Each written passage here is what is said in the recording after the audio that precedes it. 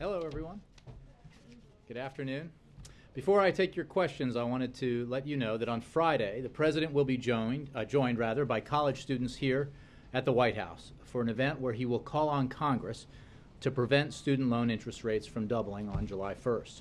The President's budget includes a proposal to guarantee students a low rate in July. Democrats in the House and Senate have also put forward solutions to achieve that goal. While we welcome that House Republicans have paid some attention to this issue this year, their proposal unfortunately does not meet the test.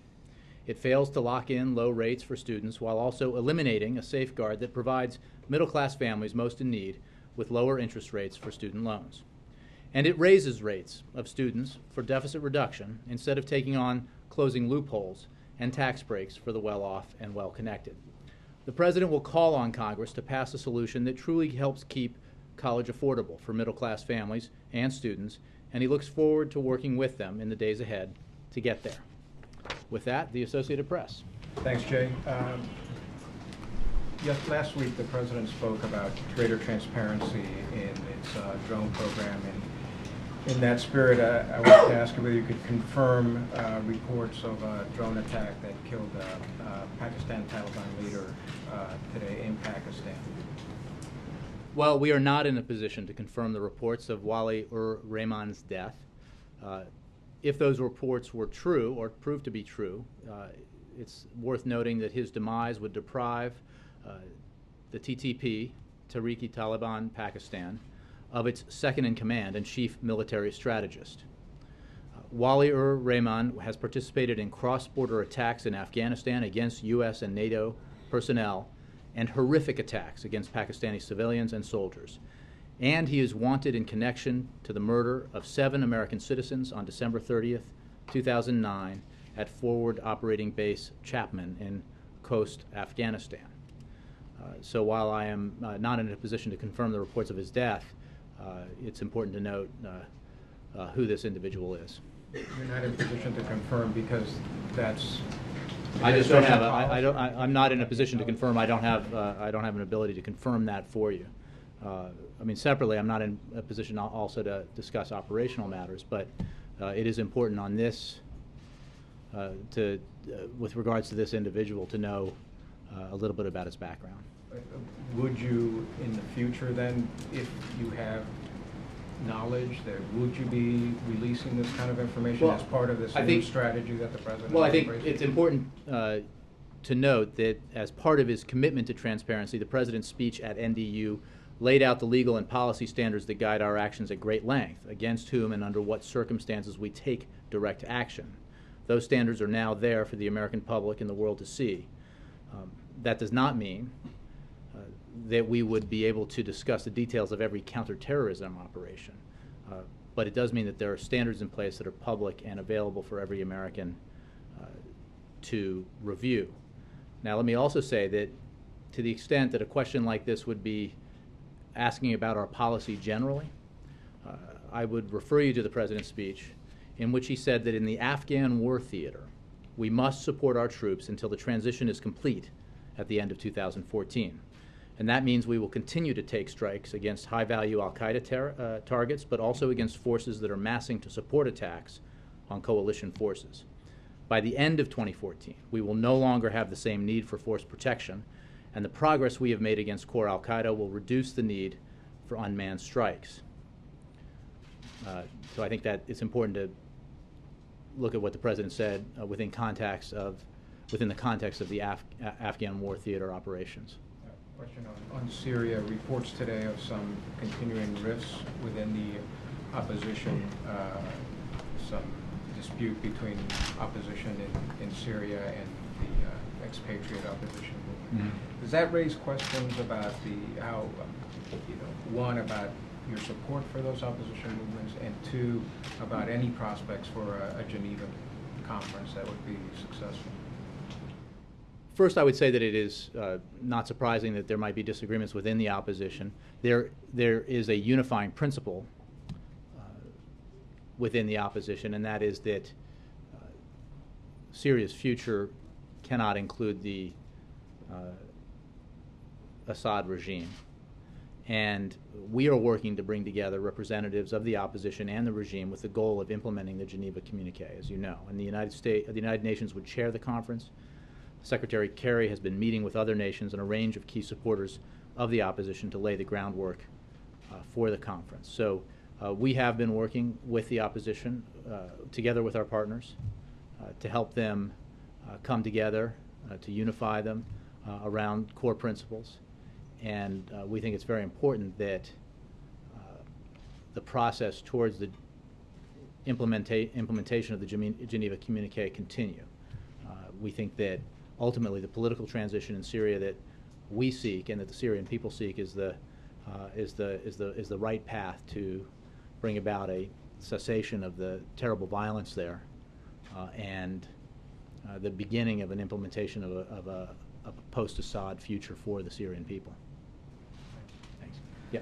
Jay, you said yesterday that when the president meets with Chinese President Xi Jinping next week, that cybersecurity would be a top item on the agenda. I'm just wondering, in the face of what we read about as bold hacking attacks on U.S. companies and other U.S. entities, does the president bring any firm sort of discussion to that issue, offering that the possibility that sanctions might be imposed on companies that indulge in hacking and that sort of thing? What kind of an agenda will he bring to that discussion? Well, you're correct that the president expects this to be a topic of conversation, one of many topics in his conversations with his Chinese counterpart. This is a broad and complex relationship that we have, and there will be wide-ranging discussions on U.S.-China relations, on our economic and military cooperation, the efforts that we can undertake together to deal with global challenges, as well as regional ones. But it is also certainly a topic of conversation will be North Korea, stability in Asia, expanding our bilateral military ties, climate change, and cybersecurity. And I think we have been clear in our concern about cybersecurity, our concern about the fact that there have been cyber intrusions emanating from China. As you know, the President's National Security Advisor, Tom Donilon, is just returning from a trip to China where he met and had discussions with Chinese officials from all levels and from the highest levels and representing a variety of responsibilities within the Chinese government. And he raised our growing concerns with many senior Chinese officials on this matter and made clear that the United States will do all it must to protect our national networks, our critical infrastructure, and our valuable public and private sector property. And as Mr. Donilon noted earlier this year at the Asia Society, what we have been seeking from China is for it to investigate our concerns and to start a dialogue with us on cyber issues. And we are pleased that China agreed last month to start a new working group along those lines, and through such a dialogue we seek longer-term changes in China's behavior, including by working together to establish norms against the theft of trade secrets and confidential business information. But I want to reiterate, and you've heard it from the President and from senior members of his national security team, that this is a very high priority. The issue of cybersecurity, you've seen it in the way that he's taken executive action, you've seen it in the way that we pressed for action by Congress on this. And the President considers this a very top priority. To what extent do those intrusions, which include intrusions in U.S. military information, undermine cooperation in the other areas that you cited just now? I think that we have an important and broad and complex relationship with China. We are the two largest economies in the world, and we engage with the Chinese on an array of issues, economic, political, cultural, military. And this will be an important topic of what promises to be a broad conversation about a number of issues between the President and President Xi. Just one other topic. There's a report of the U.S. Giving instructions to the Pentagon to explore a no-fly zone in Syria. Can you comment on that? I can comment, as I have repeatedly, that every option available to the President remains on the table when it comes to our policy towards Syria. That, of course, includes the possibility of a no-fly zone. I think it is inaccurate to suggest that somehow that option would be something that would be in development only now, because the President has made clear, and I and others have made clear, that he has asked that all options be available to him as he reviews those options and makes decisions about them. So the suggestion that there's some new option when we have been discussing in this room in response to suggestions from lawmakers on Capitol Hill and others, this particular option doesn't seem particularly newsworthy.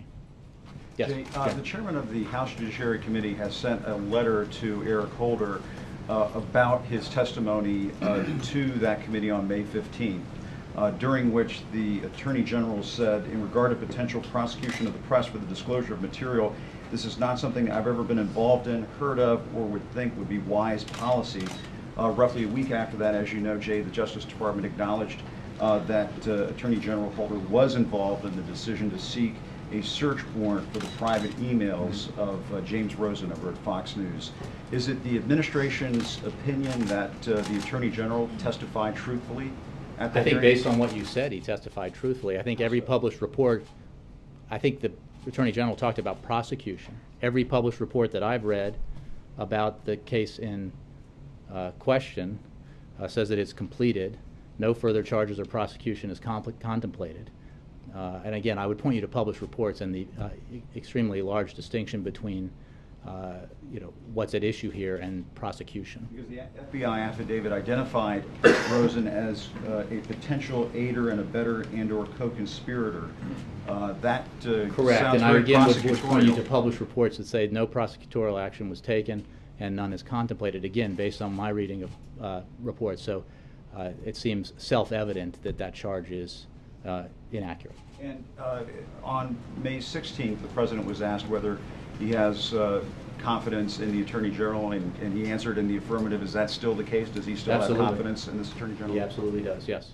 And as for Syria and the no-fly zone, this talk that Russia might provide anti-aircraft weaponry to the Syrian government, should that be viewed as a potential move by the Russians to provide some kind of deterrent to a potential no-fly zone? Well, the Russians have responded to questions about this. I made clear yesterday in our gaggle on Air Force One our view of the continued supply of weaponry to the Syrians, and we view it dimly. We believe it's unhelpful and does not in any way contribute to the goal here, which is the reduction and elimination of the violence that's taking place in Syria. And providing a tyrannical regime like the Assad regime with weapons is certainly not helpful to that cause.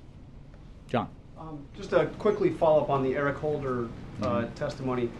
What he said in that May 15th testimony was with regard to the potential prosecution of a journalist. Did John, you ever sign off on that? I'm looking for any evidence that there has been suggestion to the contrary. What I have seen in published reports is that that case in question, as I understand it, again based on publicly available information, is completed. No further action is contemplated. So, hypotheticals to the contrary are one thing. Clearly, what the Attorney General said is accurate. Okay, because I mean, no hypotheticals. I mean, what that affidavit said was, at the very least, Rosen was an abater, abettor, and/or co-conspirator. I mean, I don't know how you would feel to have your name mentioned in an affidavit from the Justice Department saying that at the very least you are an aider, an abettor, or co-conspirator. A couple of things. I mean, we should be careful not to conflate facts with, statements by members of Congress about what they want to be true. The president's that's a legal document. But you're talking about this in relation to what the congressman has said. But let's just say a couple of things. One, I can only comment on this case based on the public reports, and I can point to you to what the published reports have said. And there's been some pretty comprehensive reporting on this. Secondly, I think you heard from the president his general concerns about, again, general concerns, not specific to any cases, about actions that might have a chilling effect on the ability of journalists to do their jobs. And for that reason, he has asked the Attorney General to meet with media organizations. He has asked the Attorney General to review policies and procedures that govern the way the Justice Department approaches these issues, and to report back to him on that review. And I think it's important to allow that process to be carried out, and also to note what the President said and made clear last week in terms of his views of this matter, his views of the balance and the essential proposition that journalists need to be able to operate and do their jobs. That's certainly his view. And on the national security speech, the President talked about the need for, or his desire to have greater transparency with the drone program, and suggested that eventually that this could be transferred over to be more of a military operation where there would be greater transparency. I'm wondering if you can give us an idea of what the timeline would be on this, and do you feel, I mean, it's got to be very unusual for you, because now we're in this kind of middle period where you're acknowledging that this program exists. The previous administration didn't even do that.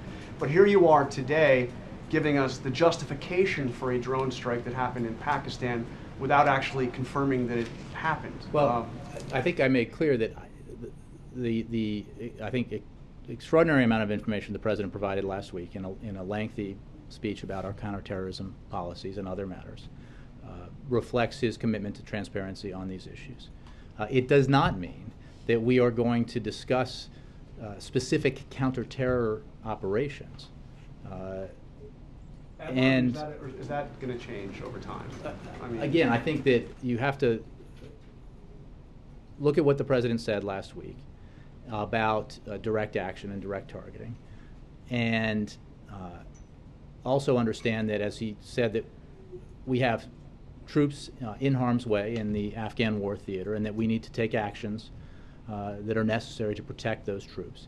And that obviously, as part of his policy with regards to the Afghan war, we are drawing down our troop presence there, and will be ending that war by the end of next year. And that will then obviously change our disposition towards these matters with regards to the troops that we have present now. But I think it's important to note that the guidelines that he talked about and the programs that he talked about, I think that reflects his commitment to transparency and the concerns he has about these issues and the need for a legal structure to be put in place that helps govern these counterterrorism operations. But it doesn't mean that that it would be right or appropriate for us to talk about in detail counterterrorism, specific counterterrorism operations. Jane, Yes. just follow up. Were you giving justification? I was noting, first of all, I cannot confirm reports that this individual is dead, but I can say that what we know about him and what the world knows about him. I'm sorry? I would simply say that his demise would deprive the TTP of its second in command and chief military strategist, someone who has participated in cross-border attacks against U.S. and NATO personnel. Or for his activities, correct? I'm not going to be engaged in a hypothetical. For a reason. So that people understand who this individual is. I'm not in a position to confirm reports of his death.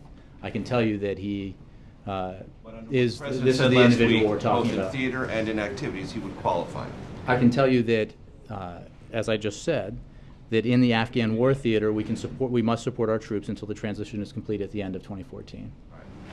What is the President's appraisal of Senator McCain's visit to meet with the Syrian rebels? And have they had a conversation? Just from the podium, would you give us a sense, is this meddling? Is this welcome? Would you I rather think we this said not yesterday happen? that we were aware of his trip. That was Yeah. from the podium, I want to say. Sure. Well, yesterday we were aware of his trip, and we look forward to the President does discussing with Senator McCain,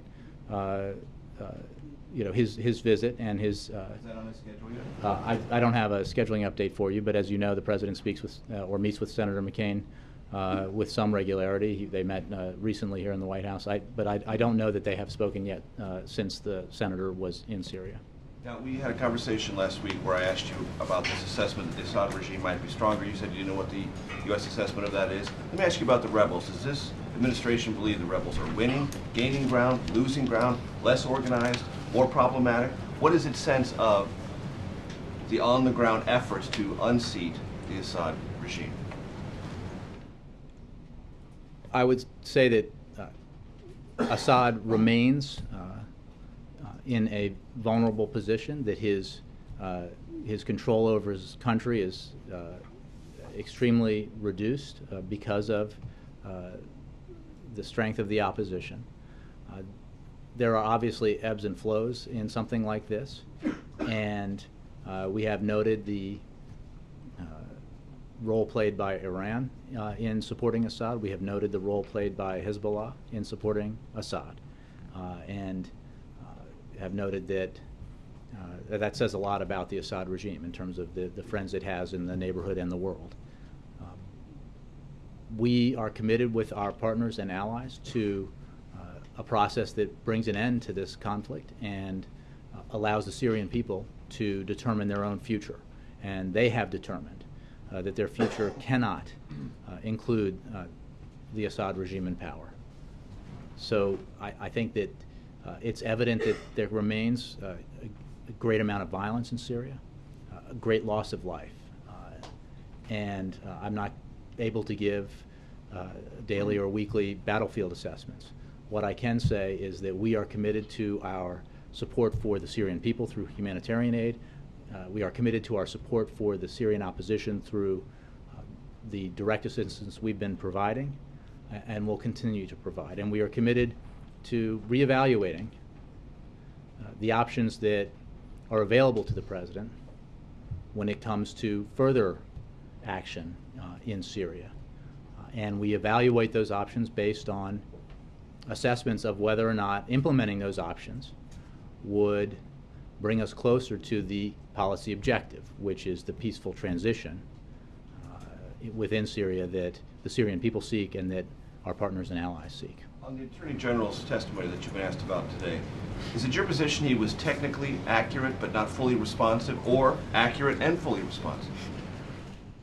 I would refer you to the Justice Department for further details about what specifically the Attorney General was saying. I think based on published reports, it is my understanding that this case is complete and that no further prosecutorial action will be taken. Again, based on my reading of published reports. The question from the member of Congress was, is there anything in this world that you're personally responsible with or overseeing or have an active role in? I mean, I would just point you to what the Attorney General said about his view on whether or not prosecution was an issue or is an issue. And I would simply point you to what the Attorney General said, and I'm saying based on the published reports that I've seen, I see no conflict between what he said and the published reports. Because obviously that came up in the testimony provided by officials representing the IRS, part of this administration. Are you satisfied, is this White House satisfied with the responsiveness of people it sends up to testify about matters of congressional interest? Well, that's a broad question, but the answer is yes. And if it's specific to this matter, the answer is yes. But Jay, specifically, even if the Attorney General ruled out that he was going to prosecute Rosen, on the question of a potential prosecution, he said, quote, "This is not something I've ever been involved in, heard of." We know he was involved in it at the very least. That's the question. Was he not telling the truth on that point? He was involved in it. Involved in what? He signed off on the search warrant. Naming him as an unindicted Are you not involved after signing off on a search Again, warrant? I would refer you to the Justice Department. But you guys are conflating, you know, the subpoena with prosecution, and I think that it is. Again, I would just point you to what the Attorney General said. So it is a technical accuracy you're holding on to. I'm not. I'm saying that based on what I've seen in published reports and what the Attorney General said, I don't see the conflict, but I would refer you to the Justice Department. On the economy, the news seems pretty good. You've got housing is doing great. Ed. Jay, I just wanted to point that out. I don't have a question. I just wanted to say that. Consumer confidence, very good. The stock market, Jay, is doing great. What's your assessment of the economy right now, in all seriousness, in terms of, there are some people actually saying there's a bubble and it's getting too good. And there would obviously be other people who would say, I'm not feeling it yet. It's actually not that good. What's the president's assessment of where we are? Because there are hopeful signs, but yet there's people who are still not We feeling believe it. that the economy is continuing to recover and continuing to strengthen in the aftermath of the worst recession since the Great Depression. The indicators that you mentioned demonstrate that the recovery is continuing. The news on housing is particularly welcome given the blow to the housing market that was caused by the financial crisis and the implosion of the housing bubble. But we have much more work to do, precisely for the reasons that you mentioned. There are still too many people who are looking for work who have not found work. There are still too many huge, unfilled, unmet needs when it comes to rebuilding our infrastructure. And it is essential that Democrats and Republicans come together to take action on these economic items that have generally enjoyed bipartisan support and that would provide the kind of direct infusion into our economy and job creation into our economy and the long-term benefits of infrastructure development that will help our economy thrive in the future. We see too many instances that demonstrate anecdotally the fact that our infrastructure is in crying need of further investment. We need to take steps to further invest in education in this country, again, for the long-term economic future. We need to take steps to make sure that we are investing in areas of the economy that will produce the jobs of the future so that we are, even as we become more energy independent, we are not trading one form of importation of energy for another. We need to make sure that we're creating the kinds of energy, 21st century energy here in the United States with jobs in the United States that will help us become more energy independent in the future. So there's the news you mentioned is welcome. It is an indication of the strength and resiliency of our economy and of the American people. It is also an indication of the fact that some very tough but correct policy decisions were made in 2009 and 2010, 2011 and 2012 that have helped put us on the path towards economic recovery and job creation. But we are not there yet. We're not where we need to be yet, and we need to keep at it. And that's why you've heard the President say and others say that the American people are principally focused on these issues, and they expect their leaders in Washington to be principally focused on these issues, the economy and job creation and making the middle class more secure, making it more possible for middle class kids and kids of families striving to get into the middle class to go to college, to get the education they need. And that's what the President's committed to doing, is focusing on those issues. And he hopes to continue to work with Congress to get things done that build on the progress we've made.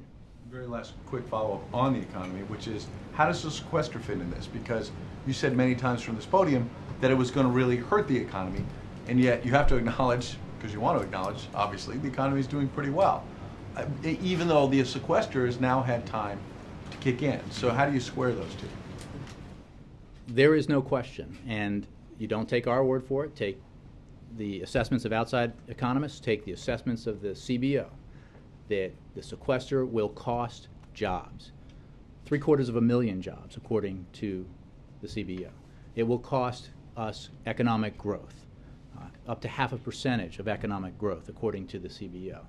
And while the economy is recovering and doing better, it could be recovering more and doing better still if we were not engaged in the process of inflicting wounds unnecessarily on the economy. And that is what Washington all too often tends to do. And the embrace of the sequester is a perfect example of inflicting unnecessarily a wound to the economy when we should be reducing our deficit in a responsible and balanced way, and we should be investing in our economy that helps it grow even faster and create jobs at an even greater pace than we've experienced thus far. Peter. Jay, given the fact that the President is traveling this afternoon to Chicago in support of the DCCC, so he's engaging in the political process in campaigning this evening. I'm curious to get his thoughts, if you've seen them through news reports, on Representative Michelle Bachmann announcing that she's not going to seek a 5th term. I came to the briefing room from the Oval Office from a meeting, and I can tell you that that subject did not come up. So I don't have a response from the president. I think we all wish her well in her future endeavors. Peter. Oh, sorry, Peter, did you have Well, yeah, if I can briefly, sorry, Sure. I just had to get that off your plate. We just heard just a short time ago from the commanding general in southwestern Afghanistan saying today that the Taliban in Afghanistan will not be completely destroyed and that the fighting season in Afghanistan is still up for grabs. Given the comments you made earlier with some of the questions about the fact that when we refer specifically to the Afghan theater, that by the end of 2014 there will be sufficient gains there for the policy to change as the president desires. Do these new statements, not entirely new, but these specific ones today saying that the Taliban will not be fully defeated, affect in any way the president's position on that issue? Well, it's a useful question because it helps, it allows me to remind everyone what the president's policy in Afghanistan is. The objective for going into Afghanistan, which had been essentially lost by the time the president took office, was to go after those who attacked the United States on September 11th, 2001. The president made clear through his policy review that we needed to refocus attention on that conflict and refocus on the goals that we had set for ourselves and needed to be clear: to disrupt, dismantle, and ultimately defeat al-Qaeda, to provide assistance to and create the breathing room for the Afghan government to allow for a process whereby we could transition security responsibility gradually to Afghan forces, and to ensure that through doing that we made it impossible for Afghanistan to again become a haven for al-Qaeda and like-minded extremists who have the destruction of the United States and Americans as an objective. It is not, and that was made clear in the president's policy review and the statement of his policy, the objective to defeat the Taliban. Reconciliation is part of the process in Afghanistan, the long-term process of bringing about a peaceful resolution to the conflict there. Defeat of al-Qaeda is a very clear objective, but the long-term prospects for Afghanistan and for a peaceful resolution of this conflict clearly has to include reconciliation. For those members of the Taliban who fight U.S. troops and who fight Afghan forces, they are clearly part of this conflict, and we are engaged with them. But in the long term, the objective is to defeat al-Qaeda and to provide the training and assistance necessary to Afghan forces so that they can take control of the security of their country. One final thought, digressing briefly regarding the Attorney General and his efforts to reach out to news organizations for a meeting that's, I believe, supposed to happen at some point this week. Was that done with any involvement from the White House, or was it done, or any pressure, or any encouragement even from the President, or done unilaterally by the Attorney General? I think the President made clear last week that he wanted this to happen, and he wanted a review of these policies and procedures from the Attorney General. And we think it's a constructive and useful engagement because the President is very focused on and concerned about finding the necessary balance between the need to protect our key national security secrets on the one hand and making sure that journalists are allowed to freely pursue investigative journalism and do their jobs. And I think you've seen that in what the President said last week. You've seen that in his continued support for a media shield law, for which there is renewed support in the Senate, and we commend Senator Schumer and Senator Graham and the others who are pushing on reintroducing a media shield law that is essentially the law that the president, or the bill that the president and the administration negotiated with the Senate back in 2009, which enjoyed the support of media organizations as well as federal prosecutors. We would very much like to see action on that in the U.S. Senate. Mr. Nicholas. Thank you, Jay. Does the President believe the Attorney General's relationship with Congress is fixable and repairable, or does he think things have reached a point where the trust and confidence between the two have broken down? And does he think that that is largely the fault of the Republicans, or has the Attorney General contributed to this ill will that now exists between them? Look, I think that the President believes that the Attorney General is doing a good job, and the President has confidence in the Attorney General. You know, there are a variety of matters that fall under the umbrella of your question. The President is committed, and he has made clear to every member of his cabinet and every member of his team that we cooperate with legitimate congressional oversight. And that has been the case in inquiry after inquiry from Congress, and that will continue to be the case. It is also true that, you know, depending on the issue, that there are sometimes attempts to politicize matters that, in the President's view, should not be politicized, but should be focused on by both parties when there's a problem that needs to be fixed. And that's the President's focus. Quick follow-up. The President's going to Chicago to do some fundraising today. Mm-hmm. You've often talked about how one of the White House's biggest assets is the President's time. Is it a good use of the President's time to be in Chicago campaigning, raising money for Democratic candidates, or should he be making the case for his agenda, trying to build a congressional coalition for what he's hoping to accomplish? I think the President's time, I think, is devoted overwhelmingly to the former, as I think any look at his schedule demonstrates. The fact that the President is taking some time to support the DSCC or the DNC or the DCCC is completely consistent with the activities of his predecessors of both parties. But I think, again, if you look at what this President is focused on, and the great majority of his time is dedicated to, it is the business of ensuring that we have the national security policies in place that keep this country safe and keep Americans safe, and that we are pursuing an agenda that helps the economy grow, helps the middle class feel more secure, and helps those who would aspire to the middle class obtain that status. And those are the President's primary objectives. And he has, as you know, in recent weeks, focused intensely on a number of legislative objectives, including comprehensive immigration reform, and there has been marked progress on that particular issue. There has been some progress on other issues, and we will continue to engage in Congress on the President's agenda. Okay. Margaret. Thanks.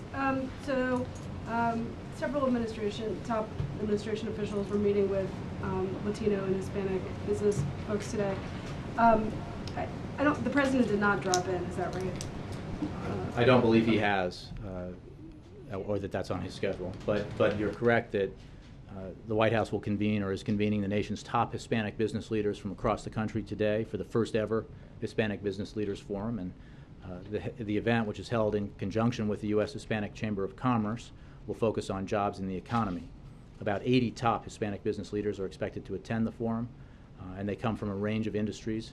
Many are from Fortune 500 firms or top professional firms, or from the next generation of high-growth entrepreneurial firms. So there's a variety of senior administration officials who are participating in that forum. Can you help me to understand the link between those meetings or today's event and the push, the President's push for comprehensive immigration reform on the Hill? Does he leverage some of these guys to go to the Hill and make bipartisan? The focus of the meeting today is on economic growth and job creation. These are, I mean, I can't, I'm sure that the other topics might be raised, but that is the focus and purpose of the meeting today. And the participants include the Treasury Secretary, the head of the Domestic Policy Council, the U.S. Chief Technology Officer, and Valerie Jarrett, the senior advisor to the president, who's also the assistant to the president for public engagement. So, but the focus, the purpose of the meeting, and it was convened for this, is to discuss job creation and economic growth. Can I ask you also about the visit with Mr. Xi of China next week? I know it's going to be wide-ranging and that a bunch of different stuff's going to be discussed, but I'm trying to understand kind of the balance between the desire by the two men to bond with one another, get to know each other, and it seemed like the Chinese leader sort of did this thing for the U.S. last week by coming out strongly on North Korea. And at the same time, this like elephant in the room is the cyber thing. So is this more of like, do you see this as more of a dealing with tensions head-on kind of meeting, or more of a let's set that aside and figure out what we can work on together? How do you, if they're going to talk tough and then they're going to talk nice? I think how a do they do it? signature of our approach to our bilateral relations with China and other countries is that we deal with both areas of cooperation and competition head-on. We're very clear with the Chinese about issues of disagreement, and very clear with the Chinese about issues where we see room for greater cooperation and coordination. And that's going to be the case here. It is true that the Chinese just completed a leadership transition, and of course the president was not that long ago re-elected, President Obama, and so this is a good time for the two leaders to get together. But the issues that you talk about have been present in the discussions between leaders of both countries for some time now, and they'll continue to be. I mean, this is an issue, a relationship that has elements of significant and important cooperation as well as competition. And we engage directly on both with the Chinese, and we think that that is the best approach. It is the way to further develop cooperation in our relationship, whether it's military to military cooperation or regional or global economic issues or climate issues, and it's the way to deal with disagreements or areas of competition in our relationship, and that's the approach we've taken. And we, on the matter of cybersecurity, as I mentioned, we welcome some of the statements coming out of Beijing on this and the interest in pursuing a dialogue on these matters. But we're very clear about our concerns, and the President's very clear about the priority he places on cybersecurity for all the reasons I mentioned earlier. Mara. Where is the administration in the search for credible and corroborated facts about Syria's use of chemical weapons? We continue to work with our partners and allies as well as the opposition, very importantly, in putting together and gathering evidence and facts that corroborate the information that we have and build on it. We continue to press for the Assad regime to allow UN investigators into the country to look into this matter. Can you get the evidence without them going in? I think, as we've talked about, without getting into sort of specifics about the process, the answer is we do have some ability, and we work with our partners and allies, and most importantly, the opposition on this matter. But I can point you to what we said about the evidence that we had gathered and the intelligence assessments that were available at the I'm time. wondering if you found any credible and corroborated facts. Well, yet. I have no new announcements on this issue. It's been about a month, I guess. I have no new announcements to make on it, but we are continuing to pursue this matter. It's one that we consider to be very serious and important. Yeah, one other question on the, you seem to be suggesting earlier that as the President talked about this balance between national security and the need for the press to do its job, is the standard that a journalist isn't prosecuted? In other words, to be an unindicted co-conspirator is still within the balance. I mean, where's the standard? I think that two things should be said about this. First, on a specific case, beyond the published reports, I can't really offer my comments and opinions about it. I would point you to what the President said last week. I would point you to some of the published reports that I was citing earlier about the disposition of that case, about the subpoena that you're raising. But I would also note that the President has asked for the Attorney General to review the procedures and policies in place that govern the approach to these matters when journalists are involved in, as they tend to be, in investigations of the illegal leaking of classified information. And again, I think you heard from the President and his views on this and his concerns about it. You've heard from me about my views, both as a spokesman and as somebody with a background in journalism. Throughout this, it's important not to lose sight of the fact that we are talking about classified information, the leaking of which is a crime. And unless, as I said one day, last week or the week before, there were the suggestion that we should simply make all information available to everybody, including Al-Qaeda and AQAP and everyone around the world, and eliminate that and just make it freely available and then deal with the national security consequences, there has to be some process in place that allows for the protection of that classified information, that allows for there to be consequences if individuals who have sworn to keep those secrets break the law by not keeping them. Chrissy. Hey, Jay, I was just curious about the venue, the choice of venue for the meeting with the Chinese president. Why is it in California rather than the White House? It's a good question. The President Obama, was looking forward to meeting with early after the Chinese transition, the leadership transition there in China, with President Xi in his new capacity to discuss the full range of diplomatic, economic, and defense issues on the U.S.-China agenda. And the President had domestic travel planned for the West Coast, and California emerged as a good location for.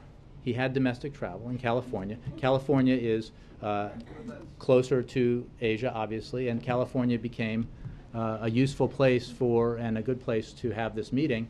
They are meeting at Sunnylands, the Annenberg Estate, which is a private location that has hosted presidents in the past and will allow the presidents and both presidents and a small group of advisors to have the kind of in-depth discussions that I know President Obama is looking forward to. So do you think they'll do a 2 and 2 after their meeting? I don't have we haven't worked out all the details of the schedule yet. Yeah. Let me move around in the back. Yes, sir. Thank you, sir. The British and the French are talking now about new evidence and new cases of use of chemical weapons in Syria. They haven't notified the United Nations. While there's no reason to believe that the Assad regime will allow the inspector or investigators to go inside Syria and investigate, is the president entertaining the possibility that we would never know that the red line was crossed or not? I'd say two things. One is we are working with our allies and partners, obviously including the English, the British, and the French, on this issue, and importantly, the opposition on this issue, on the effort to gather evidence about the potential use of chemical weapons, or to build on the evidence that we have already gathered. And I think, as you heard the President say and others say, it is very important that we be very sure and clear about the facts that we have, and that those facts are corroborated and they are reviewable, and that if a case is to be made for a policy response, that we ought to be able to make a very strong case. And at the time that we were discussing this, it was noted that there is some history of that I think demonstrates the need to be absolutely sure of your facts and absolutely sure that you have the ability to put together a series of facts that can be corroborated and reviewed and assessed if you're going to contemplate a policy response to crossing the red line. So we are in that process. We are working with our allies. I think there's a concerted effort from a number of areas to try to gather information about this possible chemical weapons use, to document it, to prove it, and then to move forward once that process is completed, rather. Thank you. Jared? Jay, you've said from the podium repeatedly that Bashar al-Assad has to go. In a television interview, the Syrian foreign minister now says that Assad will remain the president of Syria until the 2014 elections and may run again. Does any of that comport with what the White House thinks the timeline should be? I mean, if Removal of you're telling me Assad? that Assad has made clear that he intends to cling on to power, I don't think that's news.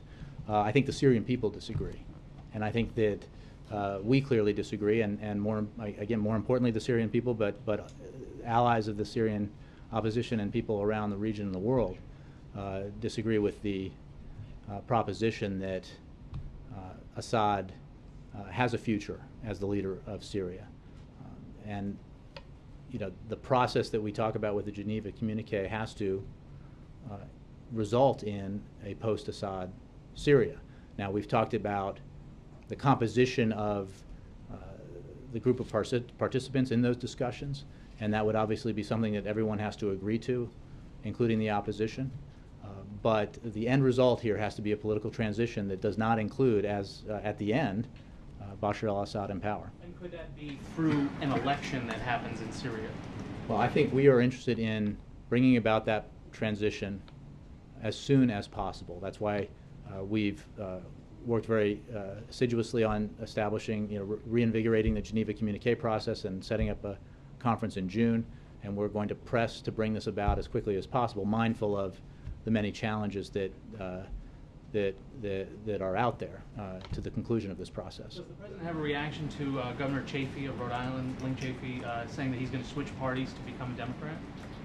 I would simply say that the president welcomes Governor Chafee to the party.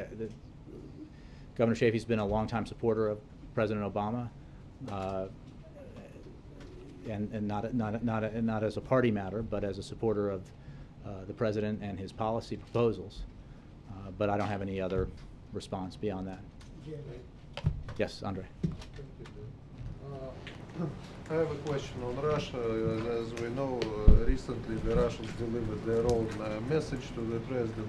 I understand you cannot talk about the contents of the document, but has the president been able to review it? What is the general reaction? Is it moving our dialogue forward? What's happening? I'll have to take your question. I'm not aware of a document, but I can say that obviously we communicate with the Russian leadership all the time, and the president has had several conversations fairly recently with President Putin. The Russian president's national security advisor recently visited and brought a message like Mr. Donald. Right.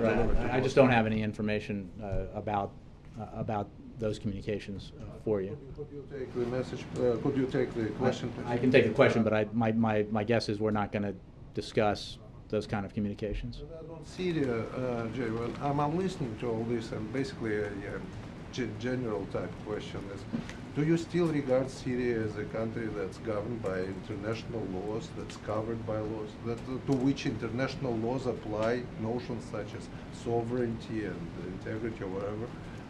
Well, the fact is international laws do apply, including laws of human rights, and it is an abomination for a regime to participate in the massacre of tens of thousands of its citizens.